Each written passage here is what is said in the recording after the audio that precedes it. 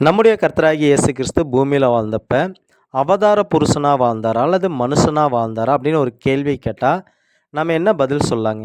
சரி, அவதார புருஷன்னா என்னன்னு பார்க்கலாங்க. அதாவது தெய்வீக சுபாவம் உள்ள இருக்கும். ஆனா பார்க்கறக்கு வெளிய மனுஷனா தெரிவார். அதாவது ஒரு நிலைமையிலிருந்து ஆவிக்குரிய நிலைமையில இருந்துக்கிட்டே மனுஷ சரீரத்தில வாழ்றது. இதத்தான் அவதாரம் அப்படின்னு சொல்லுவோம். ஆனா மனுஷனா மனுஷனா வாழ்ந்தார் அப்படின்னா, உள்ளேயும் மனித சுபாவம் தான் இருக்கும்.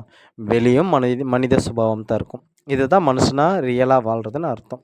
சரி, நம்முடைய கர்த்தராகிய இயேசு கிறிஸ்து இந்த 2 நிலைமையில எந்த நிலைமையில பூமியில வாழ்ந்தார் அப்படிங்கிறது தான் கேள்வி. ஏத ஏன் இத தெரிஞ்சுக்கணும் அப்படின்னா, இத நம்ம முழுசா தெரிஞ்சுக்கிட்டா தான், அவருடைய பாடுகள், உபத்திரவங்கள் எப்படிப்பட்ட வலிகள அவருக்கு கொடுத்திருக்கும், எப்படிப்பட்ட வலிகள அனுபவிச்சிருப்பாரு, அப்படிங்கிறத நம்ம உண்மையா